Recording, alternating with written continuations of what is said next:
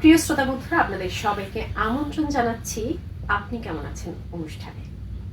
আমাদের আজকের বিষয় নবজাতকের অত্যাবশ্যকীয় টিকা প্রদানের গুরুত্ব। বিশেষজ্ঞ চিকিৎসকের মতামত দেওয়ার জন্য আমাদের স্টুডিওতে আজকে উপস্থিত রয়েছেন ডাক্তার মোহাম্মদ মইদুর রহমান, সহকারী অধ্যাপক, রোগতত্ত্ব বিভাগ, IEDCR। আমরা আজকে নবজাতকের টিকা দেওয়ার বিষয়ে কেন গুরুত্বপূর্ণ, কেন টিকা দিতে হবে, এই বিষয়গুলোই আমরা আজকে বিশেষজ্ঞ চিকিৎসকের পরামর্শ নেব এবং তার কাছ থেকে জানবো। আপনাকে আমন্ত্রণ জানাচ্ছি আমাদের আজকের অনুষ্ঠানে। ধন্যবাদ। আপনার কাছে শুরুতেই জানতে চাই, যদি একটু ছোট্ট করে আমাদেরকে বলেন যে নবজাতকের টিকার ইতিহাসটা একটু জানতে চাই, যে কবে থেকে কখন কিভাবে আসলে এই টিকা দেওয়ার পদ্ধতিটা শুরু হলো।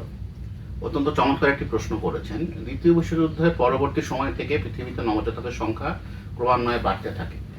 তখন দেখা যায় যে কিছু কিছু মহাদেশে নবজাতক জন্মহারও যেরকম বেশি, মৃত্যু হারও সেরকম বেশি। যেমন বিশেষ করে এশিয়া এবং আফ্রিকা মহাদেশে এই হারটা বেশি ছিল।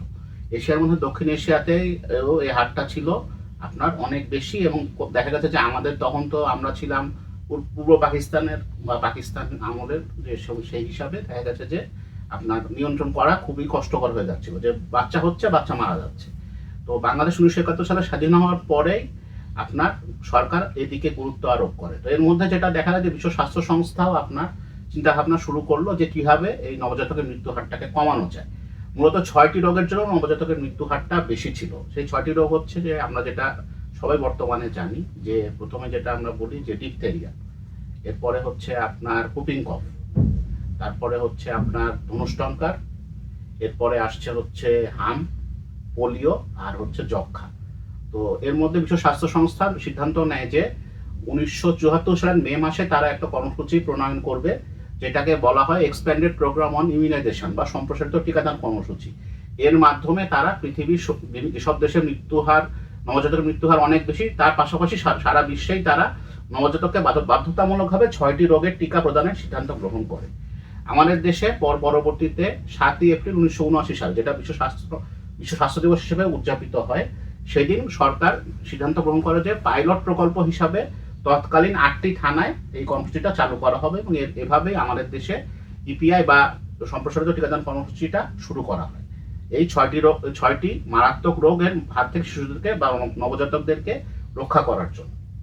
এরপর আপনার কাছে জানতে চাই যে নবজাতকদের জন্য বর্তমানে কি কি ধরনের টিকা দেওয়া হয়ে থাকে।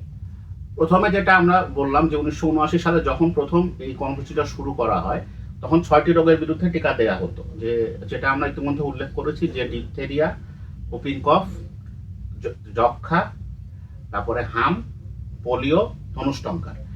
এই 6টি রোগের টিকা দেওয়া 1979 সাল থেকে আপনার 2003 পর্যন্ত এই 6টি রোগের টিকাই দেওয়া হতো। পরবর্তীতে 2003 সালে হেপাটাইটিস বি এর টিকা যোগ করা হয়। এবং এরপরে আসে হচ্ছে 2009 সালে যেটা, যে আপনার হিমোফিলাস ইনফ্লুয়েঞ্জি টাইপ বি, যেটা মেনিনজাইটিসের জন্য দায়ী নবজাতকের ক্ষেত্রে, সেটি যোগ করা হয়।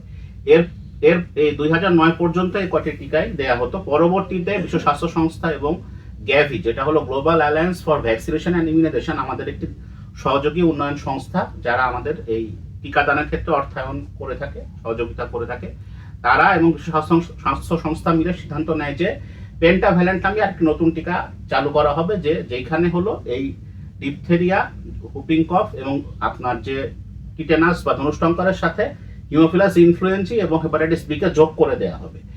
এর পাশাপাশি তারা সিদ্ধান্ত নেয় যে আরো 2টি টিকা নতুন করে চালু করা হবে। যেমন হচ্ছে যে আপনার প্রথমে আমরা শুধু হাম দিতাম, পরে আমরা হামের সাথে রুবেলা যোগ করি এবং আপনার হামের দ্বিতীয় ডোজটাও আমরা যোগ করি। তো এটি চালু করা হয় হচ্ছে সেপ্টেম্বর 2012-তে।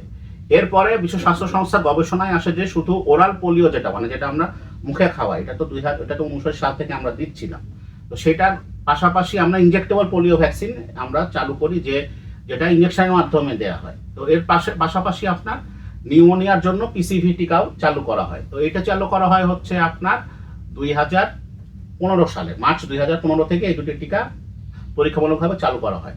এর পাশাপাশি শুধু মিজেলসের দ্বিতীয় ডোজের আলাদাভাবে টিকা চালু করা হয় হলো 2015-তে। পরবর্তীতে যেটা দেখা যায় যে আপনার আমরা যে ইনজেক্টেবল পোলিও ভ্যাকসিন দিচ্ছিলাম, এটাতে কিছু স্বাস্থ্যগত সমস্যা দেখা দিচ্ছিল, যে হয়তো দেখা যাচ্ছিল যে টিকা দেওয়ার পরে জায়গাটা ফুলে যাচ্ছিল শিশু, বা ব্যথা হচ্ছিল, জ্বর আসছিল, যেটাকে আমরা বলি যে AEFI, adverse effects following immunization. তো এটা প্রতিরোধ করার জন্য নতুন আরেকটা টিকা আবিষ্কার হয়, যে ফ্র্যাকশনেটেড আপনার IPV বা ফ্র্যাকশনেটেড ইনজেক্টেবল পোলিও ভ্যাকসিন, যেটা আপনার যে AEFI যেটা যে এফেক্ট বা যে পার্শ্ব প্রতিক্রিয়াটা কম এবং এটা তুলনামূলক নিরাপদ। এই কারণে এটি পরে 2017 সাল থেকে আমরা এই EPI এর মধ্যে আমরা এই ফ্র্যাকশনেটেড IPVটাকে আমরা যোগ করি এবং বর্তমানে এটি দেওয়া হচ্ছে শিশু নবজাতকের ক্ষেত্রে। এই কটি টিকাই বর্তমানে দেওয়া হচ্ছে। এরপর আপনার কাছে একটু জানতে চাচ্ছিলাম ছোট করে, যে টিকাদানে প্রতি বছরে কতজন নবজাতকের জীবন বাঁচানো বর্তমানে সম্ভব হচ্ছে? বিশ্ব স্বাস্থ্য সংস্থার হিসাব অনুযায়ী আপনার প্রতি বছর 20 থেকে 30 লাখ শিশুর জীবন নবজাতকের জীবন রক্ষা পাচ্ছে এই EPI এর নিয়মিত টিকাদান কর্মসূচির মাধ্যমে। এরপর আপনার কাছে জানতে চাই যে নবজাতক অবস্থায় আমরা যদি শিশুদেরকে টিকা দেই, তাহলে প্রাপ্তবয়স্ক হওয়ার পরে সেই শিশুটি যখন বড় হচ্ছে, প্রাপ্তবয়স্ক হচ্ছে, কি ধরনের সুফল সে ভোগ করতে পারছে? খুবই চমৎকার এবং গুরুত্বপূর্ণ একটি প্রশ্ন করেছেন। এটাও গবেষণায় দেখা গেছে যে আপনার যদি নবজাতক অবস্থায় নিয়মিত টিকাগুলো প্রদান করা হয় কোনো নবজাতককে, তাহলে পরবর্তীতে সে যখন বড় হবে বা প্রাপ্তবয়স্ক হবে, সেই জনসংখ্যার অনুপাতে 6 লক্ষ লোকের জীবন বাঁচানো সম্ভব। বিশেষ করে আমরা যদি একটা রোগের কথা চিন্তা করি, যে হেপাটাইটিস বি যদি আপনি নবজাতক অবস্থায় টিকা নিয়মিত দিয়ে থাকেন, সবগুলি কোর্স বা ডোজ আপনি সম্পন্ন করেন, তাহলে পৃথিবীতে প্রতি বছর 6 লাখ লোকে হেপাটাইটিস বি রোগের মাধ্যমে সে প্রতিরোধ ক্ষমতা প্রাপ্ত হবে এবং তাদের জীবন বাঁচানো সম্ভব হবে প্রাপ্তবয়স্ক অবস্থায়। কয় মিনিট স্যার? 6 মিনিট? আচ্ছা, আমি তো ভাবলাম মনে হয় টাইম নিয়ে হয়ে গেছে। এরপর আপনার কাছে জানতে চাই যে নবজাতক অবস্থায় কি শিশুকে টিকা দিতেই হবে? এটা কি অনেক বেশি গুরুত্বপূর্ণ? বা টিকা যদি আমরা না দেই, তাহলে কি ধরনের সমস্যা বা জটিলতায় ভুগতে পারে নবজাতক, কিংবা মৃত্যুর হার কতটা বেড়ে যেতে পারে? এটা আমি ইতিমধ্যে কিছুটা আলোচনা করেছি যে আপনি যদি নবজাতক অবস্থায় নিয়মিত টিকাগুলো না দেন, তাহলে শিশুর যে বর্তমানে আমরা 11টি রোগের বিরুদ্ধে টিকা দিচ্ছি, তো এই 11টি রোগের যে কোনোটি শিশু নবজাতককে আক্রান্ত হতে পারে এবং দেখা যাবে যে তার আপনার অকালেই মৃত্যুবরণ করতে পারে। এছাড়া আরেকটা যেটা সমস্যা হয়, যে যদি মৃত্যুবরণ নাও করে, যেমন আমরা যেটা দেখতাম যে পোলিও যদি কারো হতো নবজাতকের, তাহলে সে কিন্তু আপনার দেখা যায় যে পঙ্গুত্ব বরণ করতো এবং তার সারা জীবনে কিন্তু সে তার স্বাভাবিক জীবনযাপন করতে ব্যর্থ হতো। তো সেই কারণে যদি মৃত্যুবরণ নাও করে, তার সারা জীবনে কিন্তু সে একটা পঙ্গুত্ব বা একটা অসুস্থতা নিয়ে তাকে বাকি জীবন পার করতে হবে। এই কারণে শিশুর জীবন রক্ষার পাশাপাশি শিশুকে সুস্থ রাখার জন্য নবজাতকের টিকাদান কর্মসূচিটা অত্যন্ত গুরুত্বপূর্ণ।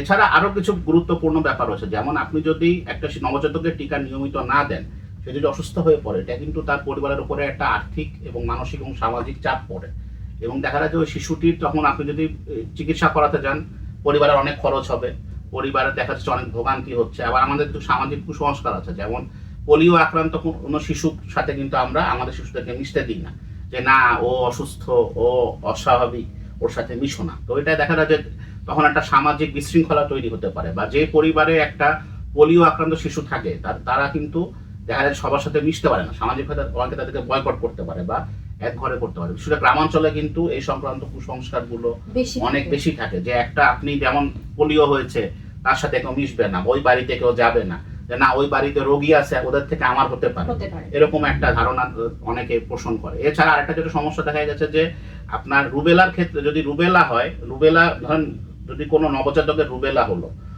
বিশেষ করে মেয়ে শিশুদের ক্ষেত্রে যদি আমরা চিন্তা করি যে রুবেলা যদি হয়, রুবেলা হওয়ার পরে কিন্তু এটা আপনার এটা তো ভাইরাস জনিত রোগ বা ভাইরাস জনিত সংক্রমণ, এই ভাইরাসটা কিন্তু অনেকদিন রক্তে বা শরীরের মধ্যে থেকে যায়। তো এখন মনে করেন একটি মেয়ে যখন প্রাপ্তবয়স্ক হয়ে গেল, সে যখন বিয়ে করবে, গর্ভবতী হবে, তখন কিন্তু ওই রুবেলা ভাইরাসের কারণে গর্ভস্থ শিশুটার ক্ষতি হতে পারে, যে বিকলাঙ্গ শিশু, অন্ধ শিশু, তারপর দেখা যাবে যে আপনার বোবা কালা শিশু জন্ম দিতে পারে। তখন কিন্তু ওইটাও তার জন্য একটা এবং তার শিশুর জন্য, দুজনের জন্যই একটা ঝুঁকির কারণ। কারণ দেখা যাবে যে তখন তাকে ওই কুসংস্কারগুলো তাকে সম্মুখীন হতে হচ্ছে, যে এই মেয়ের তো বোবা কালা বাচ্চা হয়েছে, নিশ্চয়ই এর কোনো উপরে কোনো জিনের বদ আসর আছে বা একে কেউ অভিশাপ দিয়েছে, এবং তখন কিন্তু ওই মা এবং শিশুটা তার স্বাভাবিক জীবনযাপন করতে সক্ষম হবে না। তো সেই কারণে আমরা শুধুমাত্র নিয়মিত টিকাদানের মাধ্যমে কিন্তু এই সকল সমস্যাগুলোকে আপনার স্থায়ীভাবে প্রতিরোধ করতে পারি এবং একইভাবে মা এবং সুস্থ মা, সুস্থ শিশু এবং সুস্থ একটি পরিবার গঠন করতে পারি। এরপর আপনার কাছে জানতে চাই যে প্রথম যখন টিকাদান কর্মসূচিটা চালু হলো তখন শিশু মৃত্যুর হার কেমন ছিল, আর বর্তমানে এত বছর পরে এসে কেমন শিশু মৃত্যু হার কমেছে বা কেমন হয়েছে, এটার শতকরা কত পার্সেন্ট জানতে চাই। বিশ্ব স্বাস্থ্য সংস্থার যে তথ্য আছে যে 1979 সালে যখন প্রথম আমাদের দেশে ইপিআই কর্মসূচি বা সম্প্রসারিত টিকাদান কর্মসূচি চালু করা হয়, তখন আমাদের শিশু মৃত্যুর হার ছিল প্রতি হাজার, আমরা যেটা বলেছি পার 1000 লাইভ বার্থ বা প্রতি 1000 জন্মের মধ্যে যে 135.6 জন, যে প্রতি 1000 লাইভ বার্থের মধ্যে 135.6 জনই মারা যেত হওয়ার পর, নবজাতক শিশু আর কি। তো এটা বর্তমানে 2024 সালের হিসাব অনুযায়ী, যে আপনার 25 সাল যেহেতু এখনো চলছে, 24 সালের হিসাবে আমাদের যেটা বর্তমানে সেটা হলো 24.1 নেমে এসেছে প্রতি 1000 জনে জন্মহারে বা প্রতি 1000 লাইভ বার্থে, যে 135.6 থেকে আমরা 24.1 নামিয়ে আনতে সক্ষম হয়েছি। যদি আমরা নিয়মিত টিকাদান কর্মসূচিটা চালু রাখতে পারি তাহলে হয়তো এটা আরো কমে আসবে, প্রমাণ হয়। প্রিয় শ্রোতা বন্ধুরা, আপনারা কিন্তু জেনে নিলেন নবজাতক শিশুদেরকে কেন টিকা দিতে হবে, এর গুরুত্ব এবং টিকা না দিলে পরবর্তীতে কি কি জটিলতায় পড়তে পারে। আমরা সবাই সচেতন হব এবং যে কোনো প্রয়োজনে একজন বিশেষজ্ঞ চিকিৎসকের পরামর্শ নেব। সবাই ভালো থাকুন, সুস্থ থাকুন। কথা হবে আগামী পর্বে।